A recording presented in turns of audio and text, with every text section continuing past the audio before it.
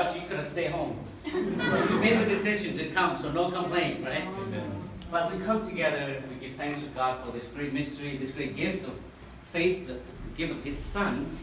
And we hear how, and we see also how Mary and Joseph, the parents of Jesus, had to travel a long distance to Nazareth to here. And we see the manger. They live in what, a cave. They sleep on the floor, a rock, because there was no place in the inn, in the hotel, comfortable where we were. And so when we go through the aches and the pains, I think we, in a sense, understand what Mary and Joseph went through. They went through much more difficulty than we did. Huh?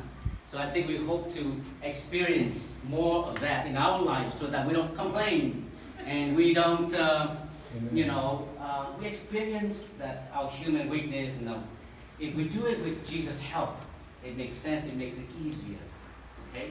Chúng ta tới nơi đây chúng ta được nghe cái câu chuyện mà Đức Mẹ và Thánh Giuse dẫn cả gia đình của mình vào thành Jerusalem, và chúng ta được chứng kiến cái nơi Chúa Giêsu sinh ra ở trong máng cỏ, trong hang đá.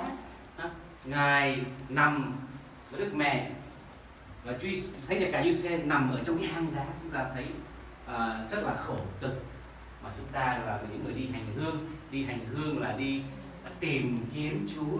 Hy vọng trong cái chuyến đi này chúng ta cảm nhận được một phần nào đó trong cái sự khó khăn của mình, và chúng ta hiệp lời cầu nguyện cũng như dâng phó tất cả những đó cho Chúa để Chúa tiếp tục nâng đỡ đồng hành với chúng ta. As we said earlier, that in this place of God's incarnation, God's birth, He came to bring peace, but it is because our human heart do not open to that peace, right? We see how Christians treat each other, and we don't come together, even among ourselves, let alone we walk through the many gates and checkpoints of Syria and Palestinian and Jew. And so in our own life, in our own world, we continue to pray for that openness of the human heart. God already did His job. It is up to us to continue to be open to that, to cooperate with God in this plan of salvation. Cho nên ngày hôm nay chúng ta tiếp tục cầu nguyện cho sự hòa bình của thế giới ở nơi Chúa Giêsu sinh ra đời, nhưng chúng ta thấy vẫn còn những sự ghen ghét, hận thù và chia cách. Chúng ta cầu nguyện cho tất cả nhân loại, cũng như cầu nguyện cho gia đình của chúng ta nữa, những người chưa có đức tin, những người sống xa giáo hội, xa Chúa, thì chúng ta cũng cầu nguyện cho họ được ơn an lành và được ơn trở lại. And so now we stand and continue.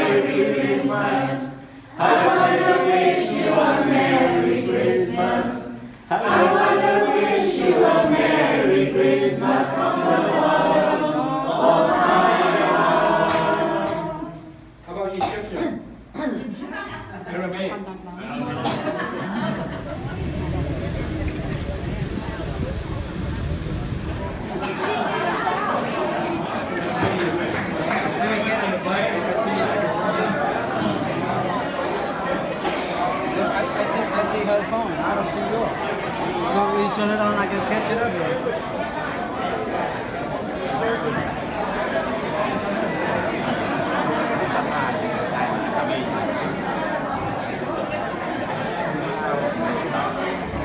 Ôi tung mô Chúa Giê-hô, thân trí tôi mừng vui vời vời trong đấng cứu chuộc tôi. Chúa là dù thương nói nhìn. Lắng nghe thì chúng ta thấy một trạng của người bị tù đày sắp chết, cũng như là một người bị bệnh, hoàn bệnh nạn, hay là những người cầu cứu cầu xin mà không có ai lắng nghe. Đó là có lẽ tâm trạng của Chúa trước khi cầu nguyện, trước khi chết ở trong tù đày này. Thật là cô đơn. Thì chúng ta đó là một cái thánh vị mà có lẽ Chúa Giêsu thuộc lòng, bởi vì Ngài học kinh thánh rất rõ. Kinh thánh có những cái thánh vị nói lên cái tâm tư của con người, vui buồn có, thì chúng ta thấy cái thánh vị này, nếu mà chúng ta về đọc lại thánh vị 88, 87 thì chúng ta hiểu được một phần cái sự cô đơn của Chúa khi Ngài chuẩn bị cho cái chết của mình. Mình đi xuống chứ được. Cái đường hồi nãy Đường điệu Chúa đi lên đây. Đây nè, bên đây. Điệu Chúa lên đây nè, Chúa đây nè.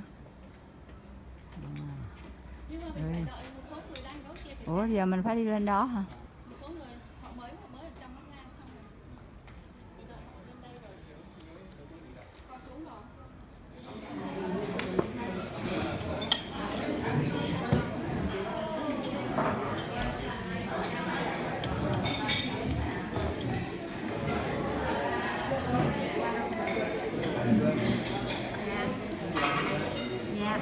Đâu phải đi nói chuyện 20 phút nữa mới ăn. Nói chuyện 20 phút nữa. Cô đâu chú. Nó nhắc giọng cô quên đặt đồ cho hai vị.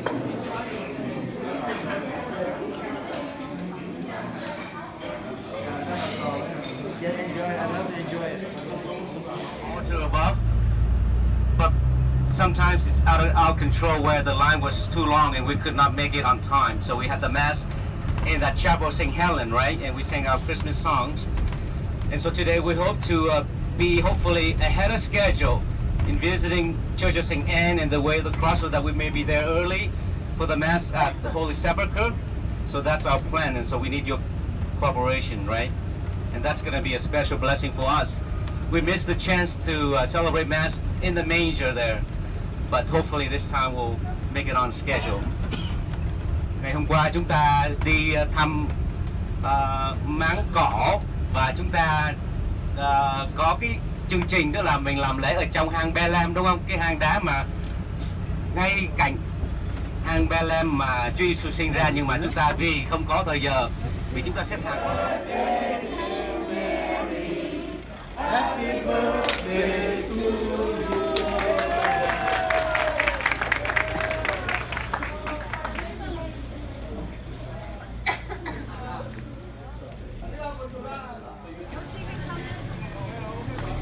This corner, at the northwestern corner, this is where we are now. Now today we have mosques, but at the time of Jesus the situation was different. Not the Israelis were controlling the city, but the Romans. And there were Roman soldiers controlling the lives of the Jewish people. Armed Roman soldiers, as now we saw armed Israeli soldiers. That was the situation at that time. And they did not enter because they don't want to create problems unless there is a need for security to enter. Historian that's called Josephus Flavius, and he talks about the fortress Antonia that was here. Now, archaeologists believe that this fortress is the place that is called in the Gospel of John Golgotha, or the Praetorium in the other Gospels, which means the place where Pilate was, and that's why we are starting here the way of the cross. Chúng ta thấy cái tường hầm, a few. Tây Bắc là cái nhà hay là cái chồi, cái tràng lính của Pilato ngày xưa là tổng lãnh đó. Thì bây giờ chúng ta sẽ bắt đầu từ cái góc đó, và khi chúng ta đi đàn Thiên Giá thì chúng ta bắt đầu ngay cái góc đó. So the Golgotha and the tomb are inside the Station Basilica one. of the Sacred Trong Mexico có để dấu từng chạm một, nhưng mà đánh dấu bằng số Latin nha, ở cái vòng tròn này. Rồi chúng ta chỉ có đi tới cái tràng đàn thứ 9 mà thôi, bởi vì đó là ở ngoài. Sau đó là những cái tràng kia ở trong nhà thờ của mộ Chúa. Thì chúng ta sẽ trước tiên đi đàn Thiên Giá 9, tràng đàn ở ngoài. Okay. As I said of Jesus, that's not mentioned in the Bible. Maybe he fell twice, maybe he fell 5 times. We don't know exactly how many times he fell. The meeting with Veronique, that's also not in the Bible, and the meeting with his mother. Thì trong 9 tràng đàn chúng ta sẽ đi biết ở trong cái Kinh Thánh đó là được nhắc đến đó là Chúa té 3 lần, Chúa ngã 3 lần. Rồi cái tràng mà Chúa gặp bà Veronica, the other one. Bác mẹ. Mother Veronique, 3 và Đức Mẹ gặp Đức Chúa Giêsu, thì đó là những cái tràng mà chúng ta được nhắc đến trong Kinh Thánh, và những tràng khác.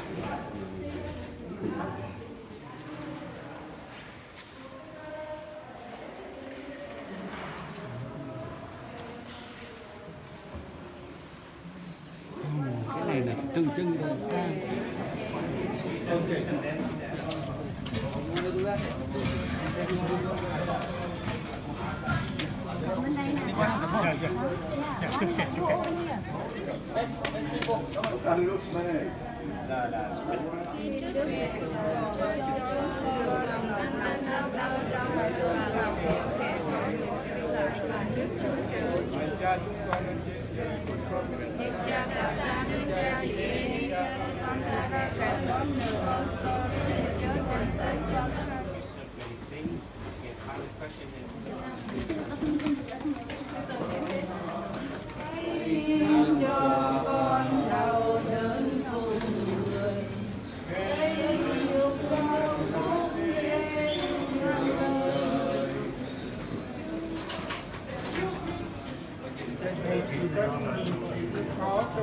Như cha yên ủi con trong cơn khóc lóc, xin Đức Chúa Giêsu yên.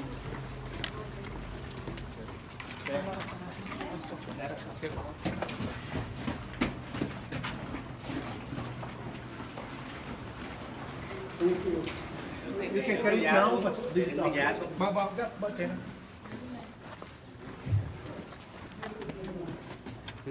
Xin thỉnh âm Chúa Giêsu.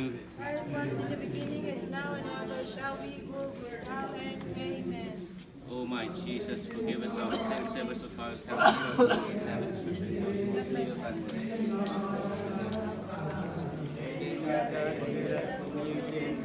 Xin cha cho chúng con hôm nay lương thực hàng ngày. Lời thứ 13, hao nay Đức Chúa Giêsu xuống nhà có trong tay Đức Mẹ. Hãy xem thấy hai Chúa thương xót chúng con. Nós vos adoramos, ó Cristo, e vos 14th bendizemos. station, burying Jesus. Depois disso, We can go and see. If not, that's not the most important place. We have many chapels inside. 2 are important places. First is the Golgotha, or the Calvary, and this is the place of the crucifixion. This is a must see. And the other place is the empty tomb of Jesus.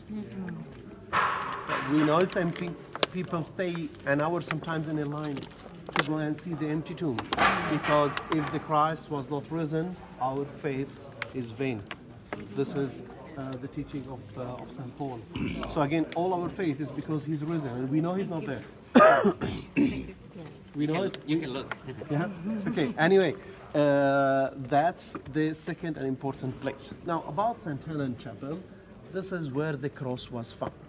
There is a special legend about the finding of the cross. When Helen came, she found in this place a temple, a pagan temple, because Hadrian, the Roman emperor in the year 135, he destroyed all the city of Jerusalem.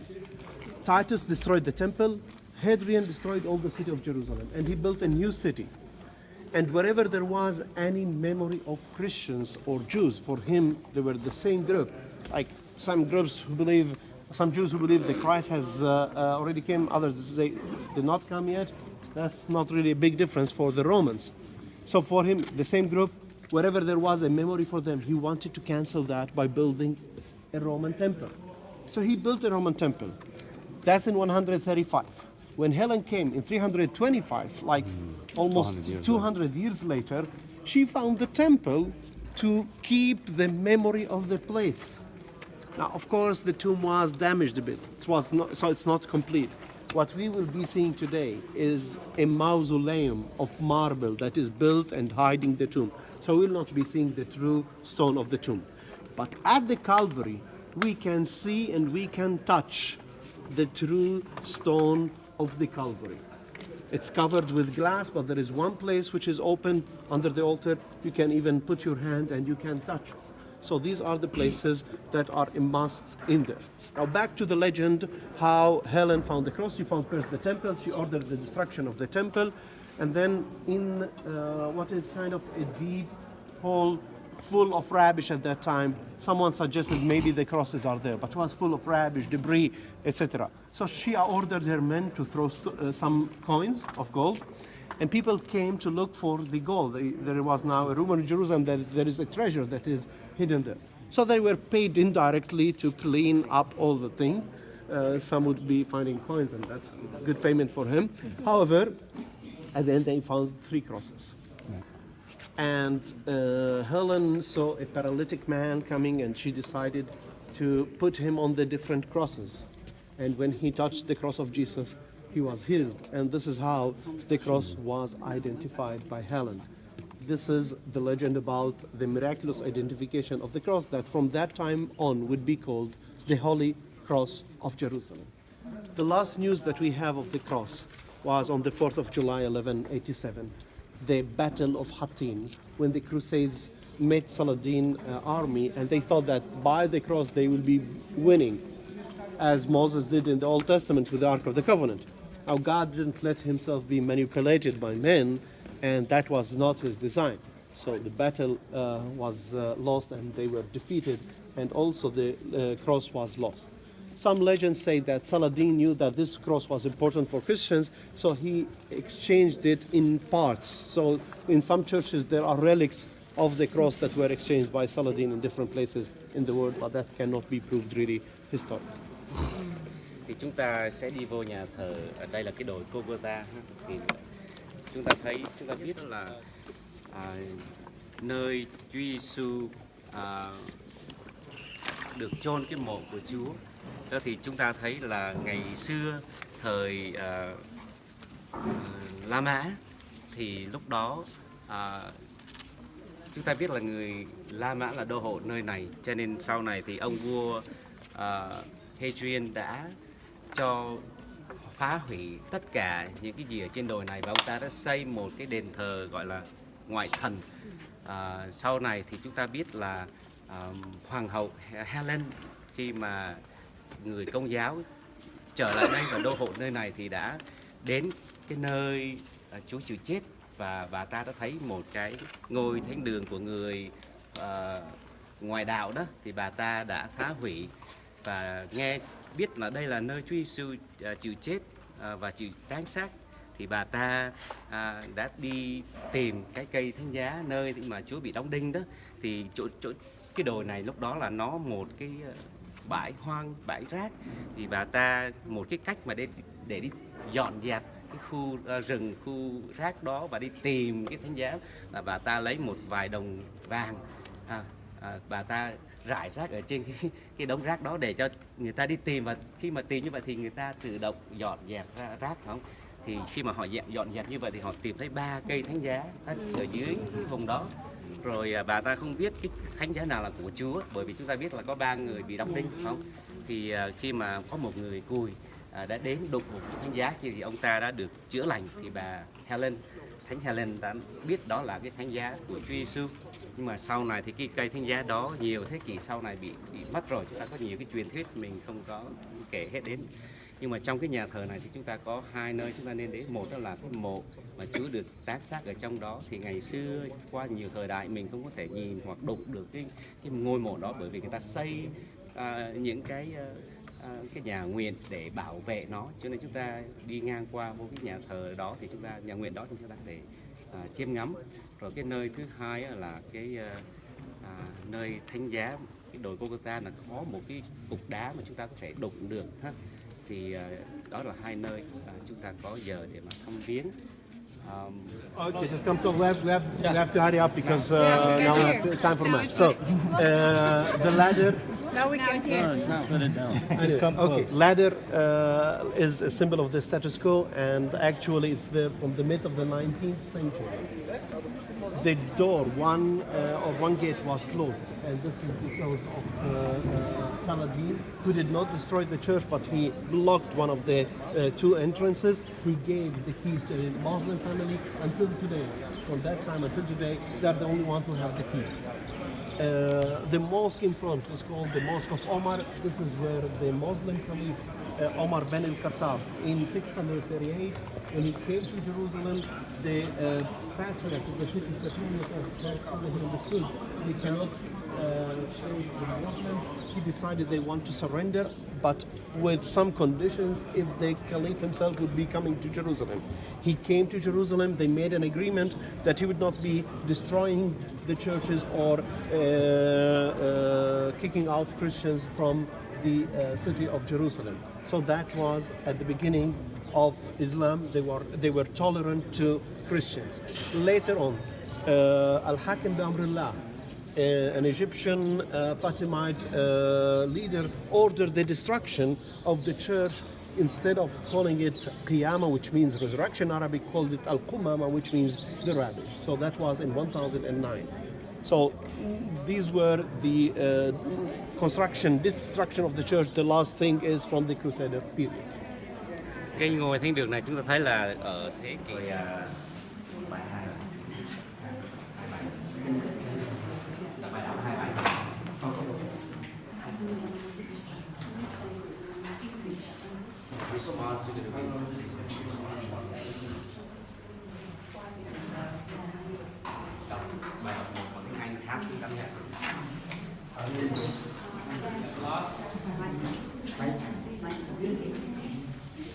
We are passing the baskets around.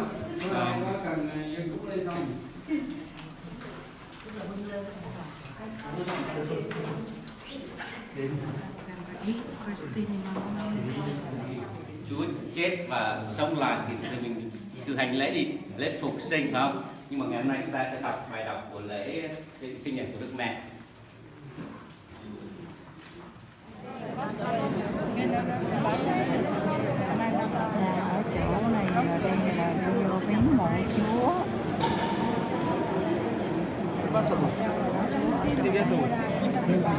Cái là many. Machine. 6 cái á. Thì nó đắt quá mà 2 cái. Quẹo nào?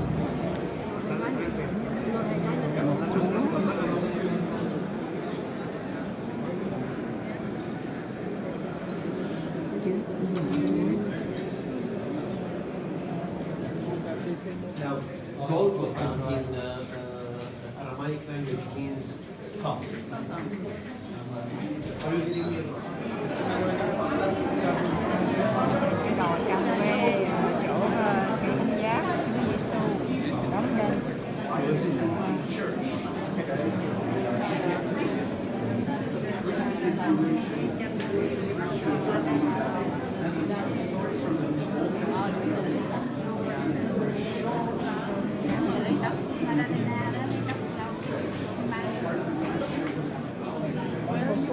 My program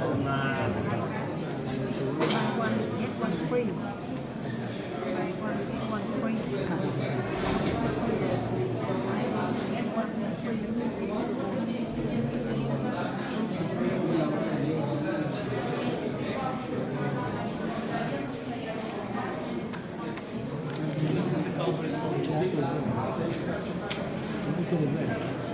giá quan trọng là Có mấy cái giá ở trên đầu có thể bỏ tay xuống.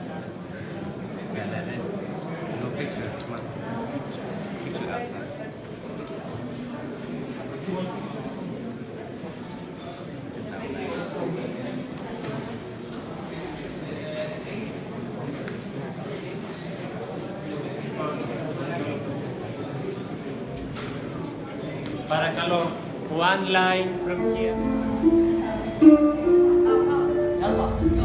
Bây giờ chúng ta sẽ đến để mà tắm ở dưới biển 10 lần mặn hơn là cái biển thường nhé, cho nên nó rất là mặn. Chúng ta Yeah, you know why? Of Vietnamese culture, when the guy introduced when the guy introduced their wife and they say, this is my house, right? But in American, when they introduce this to somebody, they say, this is my wife, right? And one guy, they work at the company, American company, and they have a party together. And that day, they bring his wife together with him, and they introduce his boss. This is my house, and the boss say, "Oh, your house so beautiful. I want to see the bed because I know about it. How about her bed?"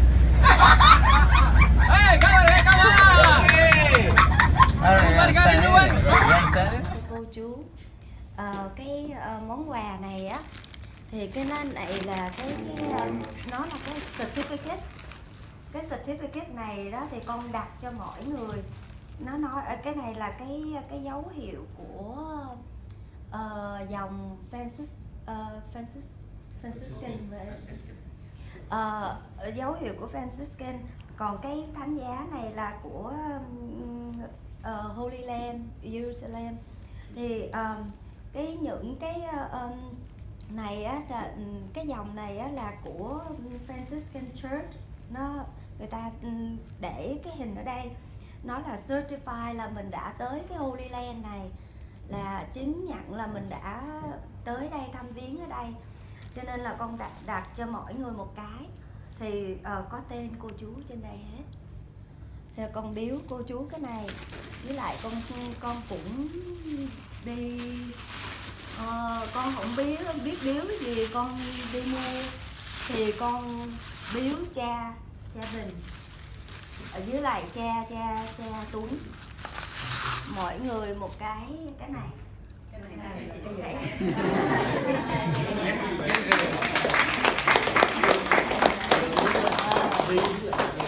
Với lại con biếu cô chú cái này là cái thánh giá của Jerusalem, thì